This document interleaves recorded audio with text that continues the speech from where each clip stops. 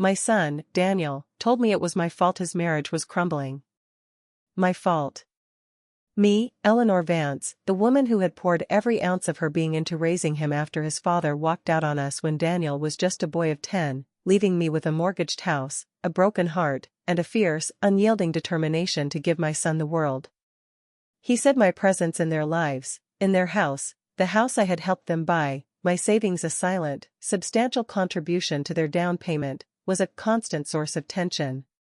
His wife, Chloe, a woman whose ambition was matched only by her capacity for passive aggression, apparently found my old-fashioned ways and my quiet judgment, which was, in reality, just quiet observation of her increasingly extravagant spending and dismissive treatment of Daniel, unbearable. So, they moved me. Not to a sunny guest room, not even to a spare bedroom with a pleasant view. No, they moved me to the basement. A damp, windowless room, originally intended for storage, now euphemistically relabeled Grandma's suite. It had a single, bare bulb hanging from the low ceiling, concrete walls I was assured would be painted soon, and the constant, unsettling hum of the ancient furnace. They thought my silence, my weary acquiescence to this latest indignity, was a sign of defeat, of a spirit finally broken. They didn't know that in the dim, suffocating quiet of that basement room, a new kind of clarity was taking root. They didn't know that while Chloe was upstairs, loudly discussing color palettes for her new kitchen renovation, funded, I suspected, by a recent loan from Daniel, which likely originated from my dwindling savings account he still managed for me, I was making a call. A call to my oldest friend, Margaret, a retired solicitor with a mind like a steel trap and a profound intolerance for entitled offspring. They thought they had relegated me to the shadows, a forgotten relic in the foundation of their shiny, modern life. They were about to discover that even the deepest basements have access to the surface, and that this particular relic had a will of iron, and a plan that would shake their carefully constructed world to its very foundations. Now, let me tell you what really happened. The erosion of my place in Daniel's life had been a slow, insidious process, like a tide gradually receding, leaving behind a barren, unfamiliar shore. After his father, Robert, left, a departure so abrupt, so callous, it shattered our small world, Daniel became my everything. I worked 2 jobs, sacrificing my own dreams, my own needs, to ensure he never felt the sting of his father's abandonment, to provide him with the stability and opportunities Robert had so carelessly discarded. I cheered him on at every school play, every football game, my heart swelling with a fierce, protective love. I helped him with his homework, baked his favorite cookies, listened patiently to his teenage angst.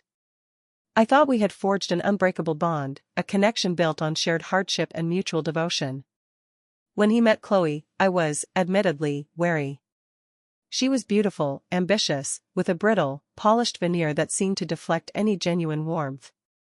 But Daniel was smitten, utterly captivated by her confidence, her worldly sophistication. I tried to embrace her, for his sake.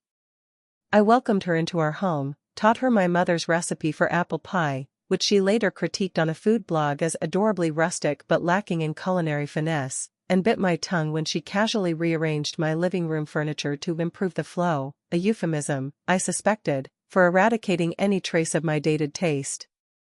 Their wedding was a grand affair, largely orchestrated and funded by Chloe's wealthy parents. My contribution, a lovingly handmade lace tablecloth for their gift table, was politely accepted and then, I later discovered, relegated to a charity shop. It was a small slight, perhaps, but it was one of many that began to accumulate, like tiny cuts that, over time, bleed a relationship dry. When they decided to buy their first home, a sprawling new build in a fashionable suburb, they were, predictably, short on the down payment. "Just a little help, Mom," Daniel had said, his voice laced with that familiar, boyish charm I found so hard to resist. "To get us started. We'll pay you back, of course." I'd withdrawn a significant portion of my savings, the money I'd carefully set aside for my own old age, and given it to them, a silent investment in their future happiness. The loan, like so many before it, was never mentioned again. I moved in with them a year later, after a bout of pneumonia had left me weak and my doctor had suggested I shouldn't be living entirely alone. At first, it seemed like a sensible arrangement. The house was large, with a pleasant guest room upstairs. I envisioned companionable evenings, helping with the grandchildren they occasionally talked about having, perhaps even teaching Chloe a few of my gardening secrets. How naive I had been. Chloe's initial tolerance quickly curdled into a thinly veiled resentment of my presence. My quiet routines, my simple pleasures, seemed to irritate her. The scent of my lavender sachets in the linen closet was overpowering. My habit of reading in the living room in the evenings was disruptive to their television viewing. My attempts to help in the kitchen were met with polite but firm rebuffs. "Oh, don't worry yourself, Eleanor, I have my own system." I became a ghost in their house, tiptoeing around their lives, trying to make myself as small, as unobtrusive, as possible. Daniel, caught between his wife's increasingly overt disdain and his own dwindling sense of filial duty, retreated into a kind of stressed, passive neutrality. He'd offer me a strained smile, a hurried "How are you, Mom?" before disappearing into his home office or acquiescing to Chloe's latest demand for his attention. The grandchildren never materialized. Chloe, it seemed, was too focused on her career, on climbing the social ladder, to be saddled with children.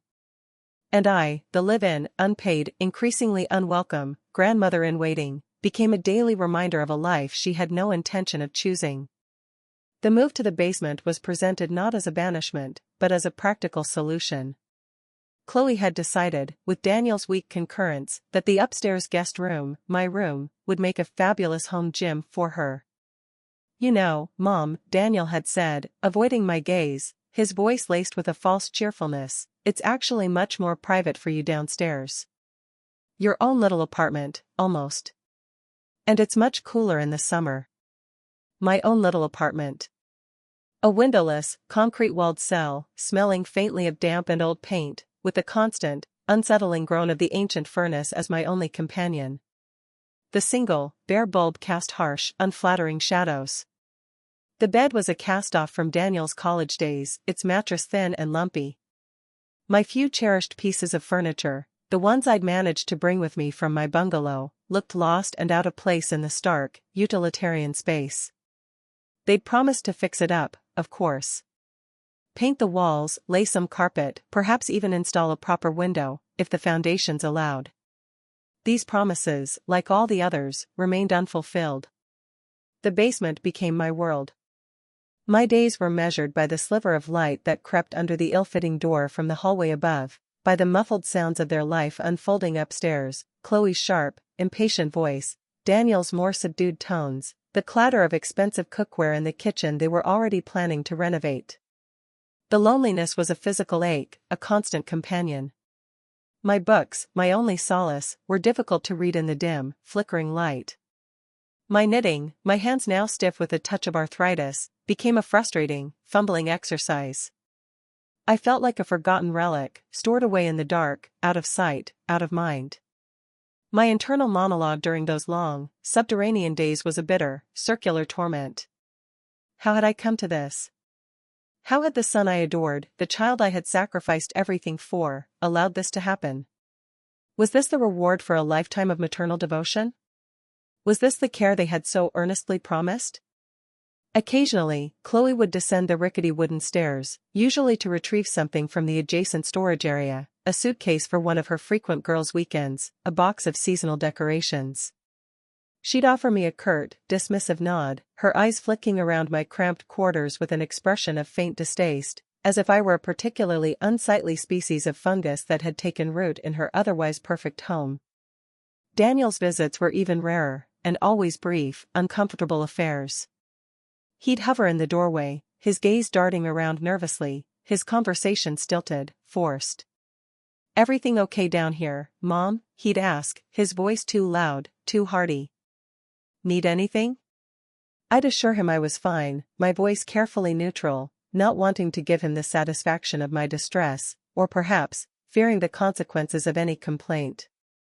The constant source of tension, as he'd so callously described me, had been effectively neutralized, relegated to the shadows, her quiet judgment silenced by concrete walls and a bare light bulb. Or so they thought. What they didn't know, what they couldn't see, was that in the dim, suffocating quiet of that basement room, something was beginning to stir within me.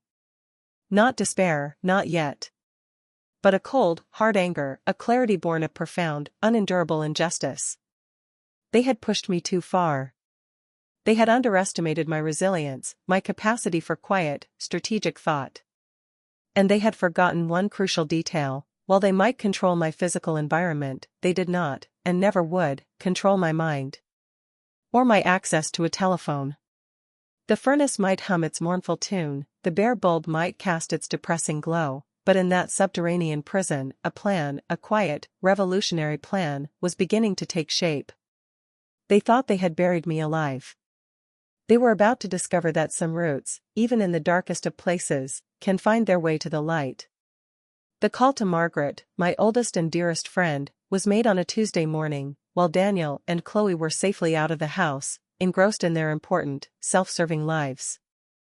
I'd had to be careful, timing it for when the ancient furnace wasn't engaged in one of its louder, more disruptive cycles. The reception in the basement was notoriously poor, another small, calculated inconvenience. Margaret's voice, when she answered, was a balm to my frayed nerves, a familiar anchor in the sea of my current misery. "Eleanor. My dear. I was just thinking about you. How are you coping in that palace your son and his charming wife have provided for you?" Margaret, bless her, had never minced words, especially when it came to Daniel and Chloe, whose characters she had assessed with her usual unerring accuracy years ago. I gave a weak, humorless laugh. "The palace, Margaret, has recently been downgraded to a subterranean suite, complete with a resident furnace and a distinct lack of natural light. It seems my quiet judgment was disrupting the upstairs feng shui." There was a sharp intake of breath on the other end of the line. "The basement? They put you in the basement? Eleanor, that's beyond the pale. Even for them." Her immediate, unreserved outrage was more comforting than any anodyne expression of sympathy. "Yes, Margaret," I said, my voice gaining a little strength from her indignation. "And frankly, I've had enough. More than enough. I need your help. Your legal help." "Consider it done, my dear," Margaret said, her voice now brisk, businesslike. "What exactly do these cretins have on you? Power of attorney, I presume? Access to your accounts?" I confirmed her suspicions, recounting how Daniel still managed my finances, a relic from the days after Robert left, when I'd been too overwhelmed to deal with banks and bills. I told her about the loan for their down payment, the one that had never been repaid, the one that had likely come from my own savings, though I had no concrete proof. I described my current living conditions, the emotional neglect, the subtle, and not so subtle, erosion of my dignity. Margaret listened, her silence punctuated only by an occasional, the unmitigated nerve, or a furious, "I'll see them in court." "Right," she said, when I'd finished. "First things first, Eleanor. We need to sever Daniel's access to your finances. Immediately. Revoke that power of attorney, if it exists. Freeze any joint accounts. We need to protect what's left of your assets before those two locusts devour everything." Her decisive, no-nonsense approach was exactly what I needed. For so long, I had felt powerless, adrift. Now, with Margaret in my corner, I felt a flicker of hope, of agency. "But how, Margaret?" I asked. "I'm stuck down here. I can't just walk into a bank." "Leave that to me, dear," she said. "I still have a few contacts in the legal world, a few favors I can call in. I'll draft the necessary documents. We'll need your signature, of course. Can you get out of the house at all? Even for an hour?" I thought quickly. Chloe had a yoga class on Thursday mornings. Daniel was usually at the office. "Thursday morning," I said. "I think I can manage an hour. I'll say I have a doctor's appointment." "Excellent," Margaret said. "I'll meet you at that little coffee shop near the park, the one with the surprisingly good scones. 10 o'clock. Bring any bank statements, any documents you can lay your hands on. And Eleanor," her voice softened, "try not to worry too much. We'll sort this out. They've picked on the wrong old woman this time." Hanging up the phone, I felt a surge of adrenaline, a feeling I hadn't experienced in years. The fight was on. My subterranean suite suddenly felt less like a prison and more like a secret headquarters, a command center for a quiet, meticulously planned rebellion.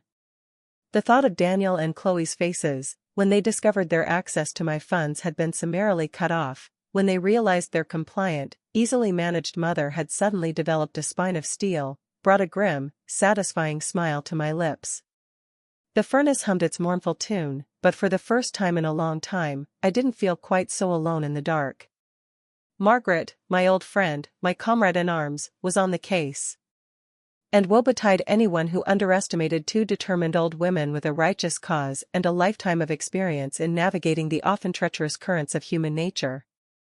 The clandestine meeting with Margaret at the Cozy Kettle, the coffee shop with the surprisingly good scones, felt like something out of a spy novel, albeit one starring two rather mature, cardigan-clad protagonists. I'd managed to slip out of the house undetected, leaving a vague note about a routine checkup, a lie that sat surprisingly easily on my conscience, given the circumstances. Margaret was already there, a folder of documents neatly laid out on the table beside her half-eaten scone. Her eyes, when she greeted me, were bright with a mixture of concern and a familiar, combative sparkle. "Eleanor, my dear," she said, patting my hand. "You look tired.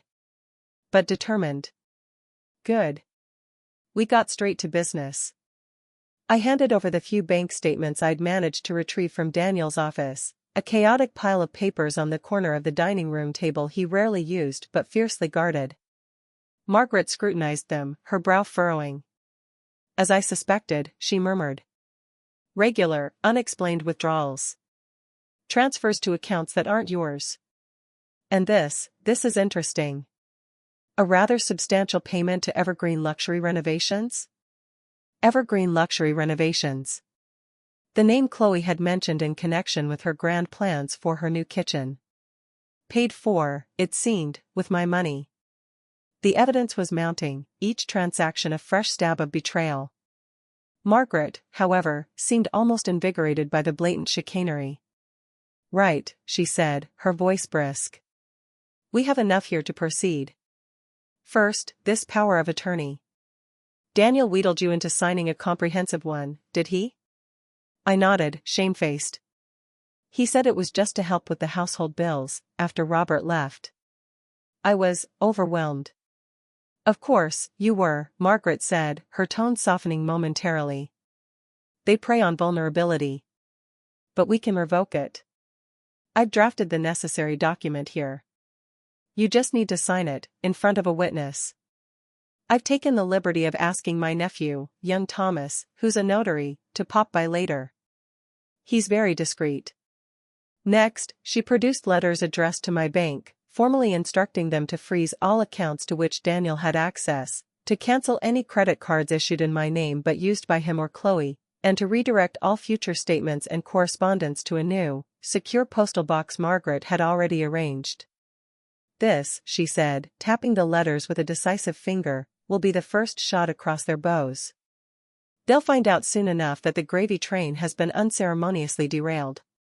The thought of Chloe, at the checkout of one of her expensive boutiques, her card declined, brought a flicker of almost guilty pleasure. "And then, Margaret?" I asked. "What about the house?" Margaret leaned back in her chair, a thoughtful expression on her face. "The house is more complicated, Eleanor. Your name is still on the deed, I presume? Jointly with Daniel, from when you helped them with the down payment?" I confirmed this was the case. "But they've essentially taken it over. And now, they've confined me to the basement." "Unacceptable," Margaret stated flatly. "We have several options. We could try to negotiate a buyout. Daniel buys your share of the house, at current market value, of course. Though, frankly, given his current, shall we say, cash flow situation, that seems unlikely. Or, we could pursue a partition sale. Force the sale of the property and split the proceeds according to legal ownership. That would certainly get them out. Force the sale of the house. The house Robert and I had bought, the house where Daniel grew up." The thought was painful. But the alternative, allowing them to continue living there, lording it over me from my own basement, was intolerable. "What about my contribution to the down payment, Margaret?" I asked. "The loan that was never repaid?" Margaret smiled, a thin, predatory smile. "Oh, we'll be factoring that in, my dear. With interest. Consider it back pay for services rendered, namely, funding their lifestyle for the past few years." We spent another hour going over the details, Margaret explaining the legalities with a clarity and precision that was both reassuring and empowering. By the time young Thomas, the notary, arrived, a pleasant, fresh-faced young man who looked far too innocent to be Margaret's nephew, I felt a renewed sense of purpose. I signed the documents with a firm, steady hand. Each signature was a small act of reclamation, a step back towards the light from the dim, suffocating shadows of Daniel and Chloe's making. As I left the cozy kettle, the scent of scones and rebellion clinging to my cardigan, I felt lighter than I had in years. The battle was far from over, but for the first time I felt like I had an army at my back. And Margaret, my old friend, my indomitable general, was leading the charge. The thought of the chaos that was about to erupt in Daniel and Chloe's carefully curated world was, I had to admit, rather invigorating. The initial impact of Margaret's legal maneuvers was not immediately apparent to Daniel and Chloe. They continued their upstairs existence, blissfully unaware that their financial lifelines were being systematically severed. I, in my subterranean suite, waited with a patience born of long suffering and a newfound, steely resolve. The first sign that the tide was turning came about a week later. I overheard a particularly fraught, whispered conversation between them from the kitchen directly above my basement room. Chloe's voice was sharp, laced with panic. "Card declined again, Daniel. At Henderson's. In front of everyone." It was mortifying. Daniel's response was a low, indistinct rumble, but the tone was clearly defensive, frustrated.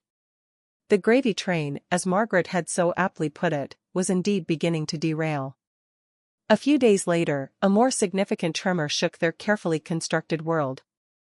A registered letter arrived, addressed to both of them, from Margaret's firm. I wasn't privy to its contents, but I could hear the rip of the envelope from my basement room, followed by a stunned, incredulous silence, then an explosion of furious, panicked voices. "She can't do this!" Chloe shrieked. "Freeze the accounts? What about the mortgage payment? What about the renovation loan?" "I don't know, Chloe, I don't know." Daniel roared back. "She's gone mad. That friend of hers, Margaret, she's put her up to this." Their assumption that I was merely a puppet, incapable of independent thought or action, was, I reflected with a grim satisfaction, a testament to their own profound arrogance. The next few weeks were a masterclass in escalating panic and ill-concealed desperation on their part. There were more declined credit cards, more bounced checks, for utilities, I gathered, which Daniel had conveniently been paying from my account. The grand kitchen renovation, which had been about to commence, was abruptly put on hold, the disappointed contractor presumably adding his voice to their growing chorus of creditors. Their attempts to access my, now frozen, accounts were met with polite but firm refusals from the bank, citing instructions from the account holder's legal representative. The aura of effortless affluence Chloe had so carefully cultivated began to fray at the edges. Her designer outfits looked a little less pristine, her perfectly coiffed hair a little less coiffed. Daniel, who had always prided himself on his calm, unflappable demeanor, now looked permanently harassed, his face etched with lines of worry and a dawning, impotent rage. They tried, of course, to confront me. Daniel appeared at my basement door, his face a mask of forced concern. "Mom," he began, his voice oozing a false sincerity that no longer fooled me, "there seems to be some confusion with the bank. Some administrative error. We need you to call them, sort it out." "Oh, I don't think there's any confusion, Daniel," I replied, my voice cool, steady. "My financial affairs are now being handled by my solicitor, Ms. Margaret Holloway. I suggest you direct any inquiries to her." His jaw tightened. "This is ridiculous, Mom. You're being manipulated. That woman, Margaret, she's just after your money." Margaret, I said, is an old and trusted friend who is acting entirely on my instructions, to protect my interests from those who have shown a singular lack of regard for them. Namely, you and your wife. He stormed off, muttering under his breath about ungrateful mothers and meddling old biddies. Chloe's approach was different, an attempt at emotional blackmail that was almost laughable in its transparency. She appeared a few days later, her eyes red-rimmed, artfully, I suspected, clutching a crumpled tissue. "Eleanor," she began, her voice trembling, "how can you do this to us?" "To Daniel? He's your son. He's heartbroken. We could lose the house, Eleanor. This house, our home." "My house, Chloe," I corrected gently. "The one you and Daniel effectively stole from me, while consigning me to this dungeon.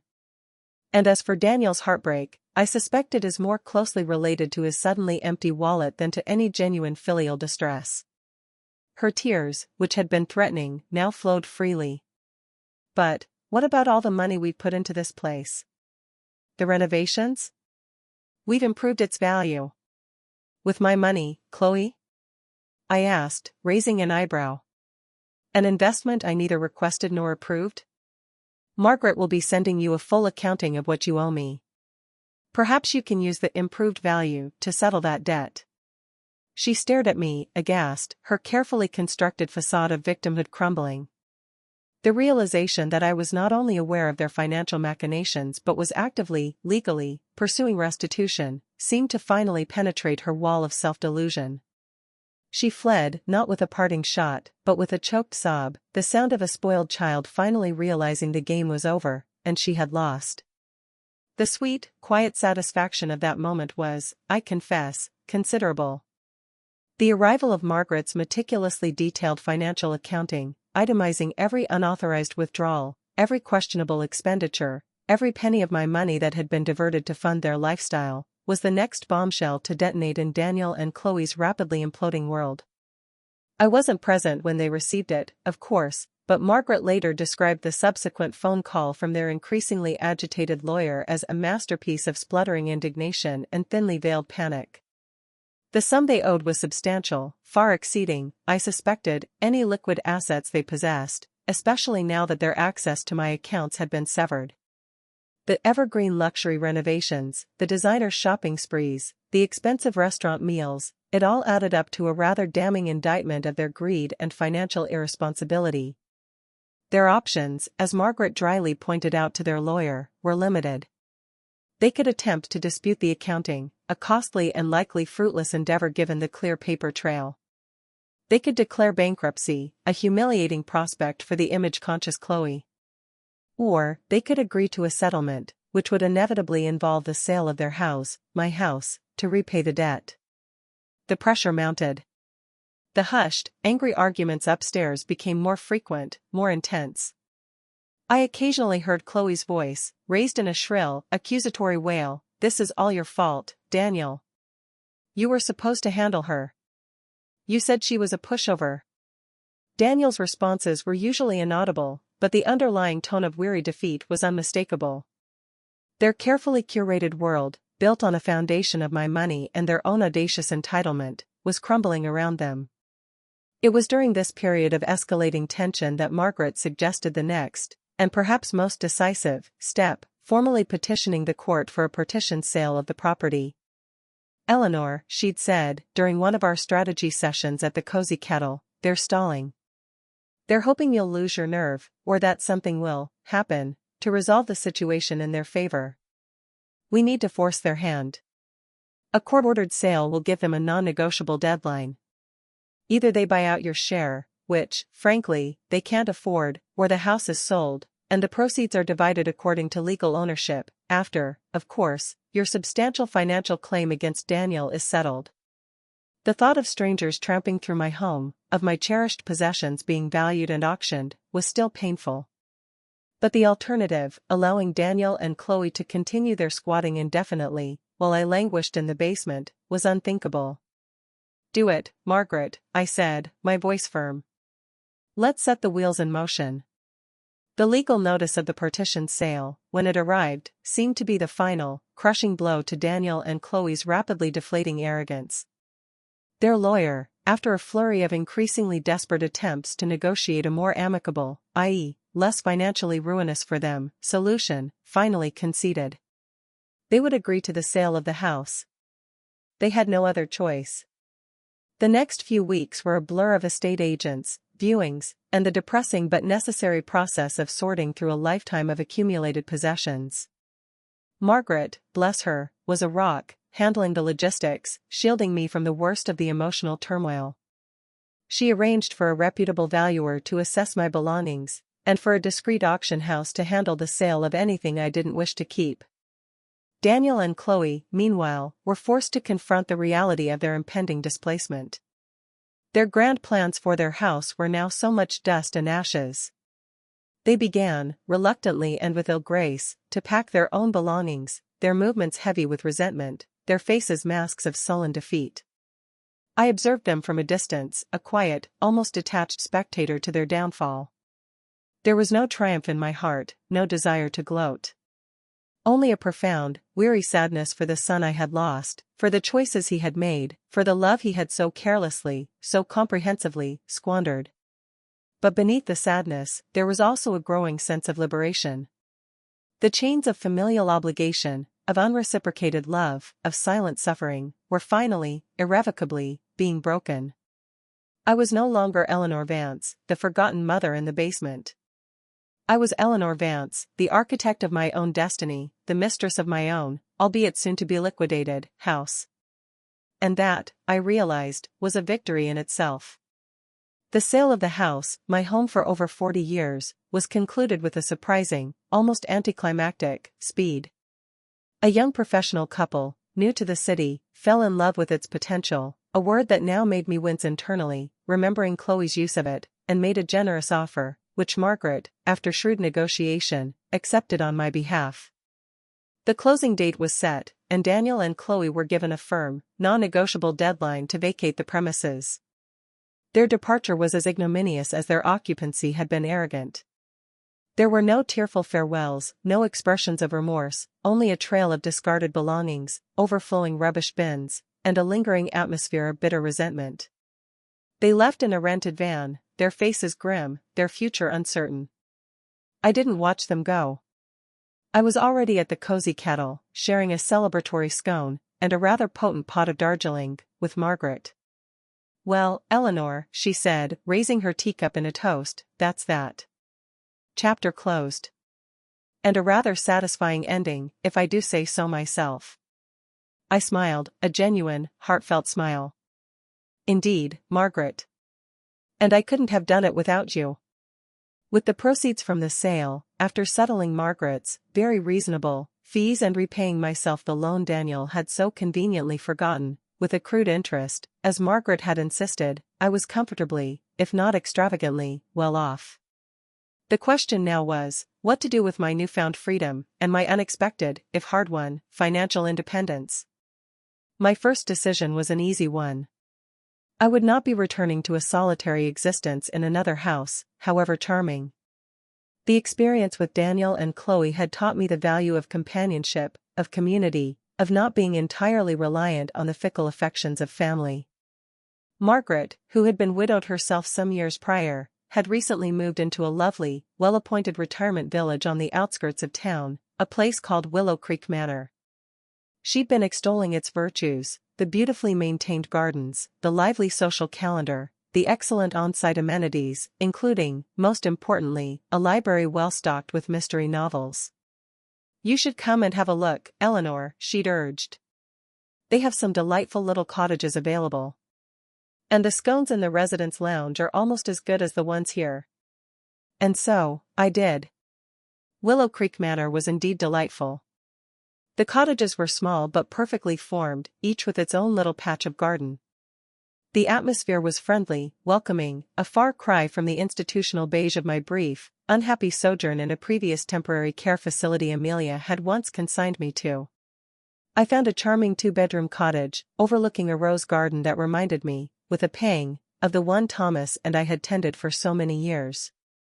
I made an offer, it was accepted, and within a few weeks, I was a resident of Willow Creek Manor. Life took on a new, pleasant rhythm.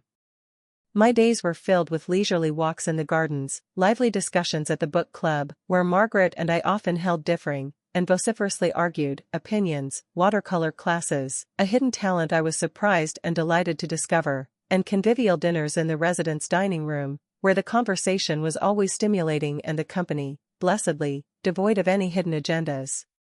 I made new friends, women, and a few charming gentlemen, with fascinating life stories, diverse interests, and a shared appreciation for the quiet pleasures of this new chapter.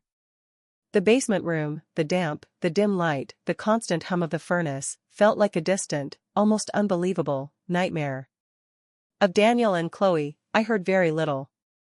Margaret, through her network of legal and social contacts, gleaned occasional snippets. They were renting a small, rather shabby apartment in a less desirable part of town. Daniel, his reputation somewhat tarnished by the legal proceedings, news of which had, inevitably, circulated, had lost his high-powered job and was struggling to find comparable employment. Chloe's aspirations for a luxury lifestyle had, it seemed, been significantly curtailed. I felt no triumph in their downfall, only a quiet, weary sense of inevitability. They had made their choices, and now, they were living with the consequences.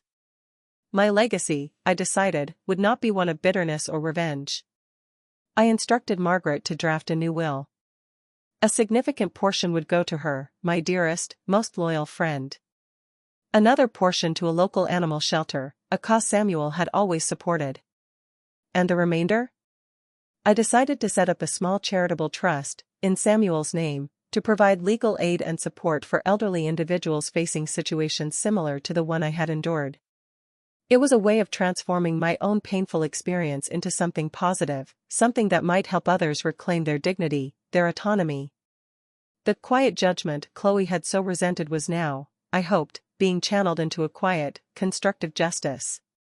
Life in Willow Creek Manor was not, perhaps, the grand, exciting adventure some might seek in their later years. But it was peaceful. It was secure. It was mine. And that, after the turmoil and betrayal, was more than enough. It was, in fact, everything. The final act of this particular drama unfolded not with a bang, but with a quiet, almost poignant, whimper. About a year after I'd settled into Willow Creek Manor, a letter arrived, forwarded from Margaret's office. The envelope was plain, the handwriting unfamiliar, hesitant. It was from Daniel.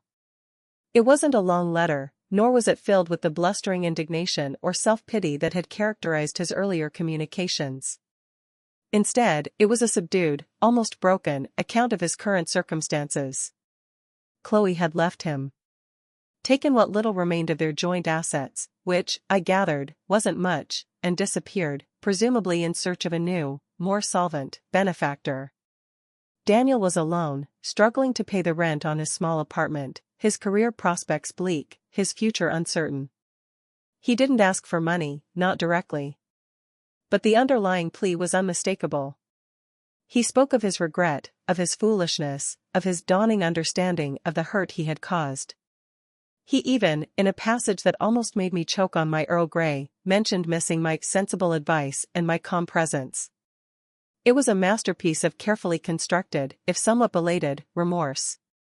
I read the letter several times, a complex swirl of emotions churning within me. There was a flicker of the old maternal instinct, the desire to soothe, to help, to make things right for my child, however flawed, however disappointing.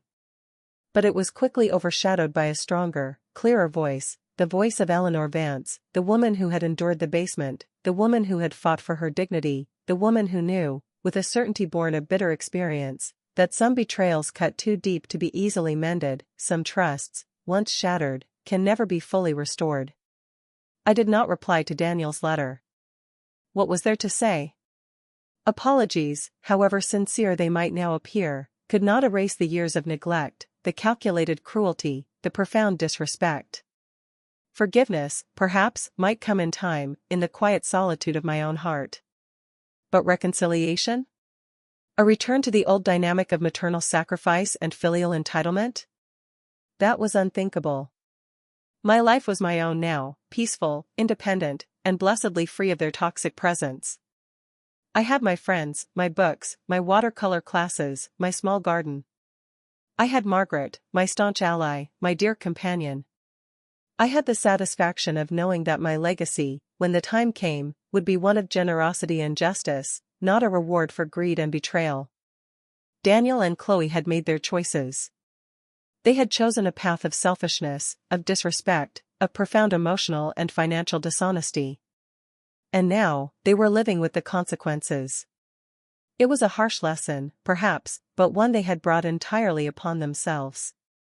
My only regret was for the boy Daniel had once been, the bright, loving child I had adored. That boy was long gone, replaced by a man whose character had been warped by ambition, by weakness, by the corrosive influence of a woman who valued possessions above people. As I folded Daniel's letter and placed it, unanswered, in a drawer, I felt not anger, not even sadness, just a quiet, profound sense of closure. The basement room, with its dim light and humming furnace, was a distant memory. I was in the light now, surrounded by warmth, by kindness, by a peace I had fought hard to reclaim. And that, I knew, was the only inheritance that truly mattered.